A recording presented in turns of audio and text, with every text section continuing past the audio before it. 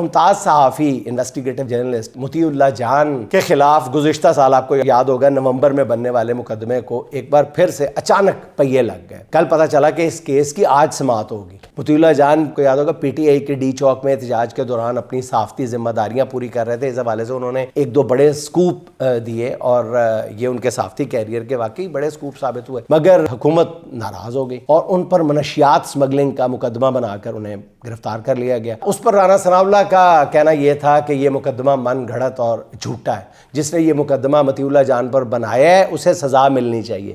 رانا ثناءاللہ کا یہ بیان ریکارڈ پر موجود ہے. اب اسی مقدمے میں پولیس نے عدالت میں چالان پیش کر دیا.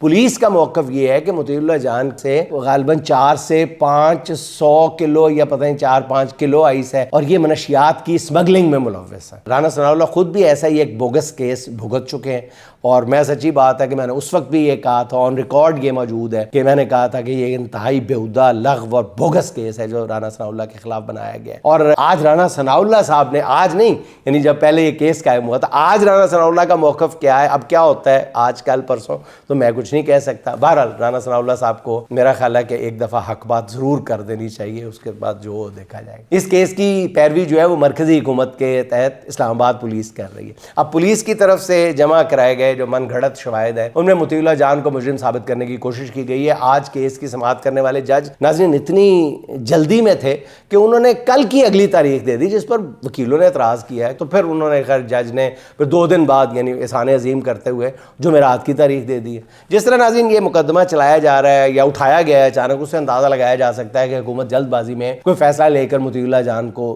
جیل میں ڈالنے کا منصوبہ بنا چکی ہے. حکمران پہلے بھی کوئی اچھا کام نہیں کر رہے, لیکن مطیع اللہ جان کے خلاف کوئی بھی کارروائی میرا خیال حکمرانوں کے ماتھے پہ ایسا کلنگ ہوگا جسے نون لیگ اور پیپلز پارٹی والے مل کر بھی ساری عمر نہیں دھو پائیں گے.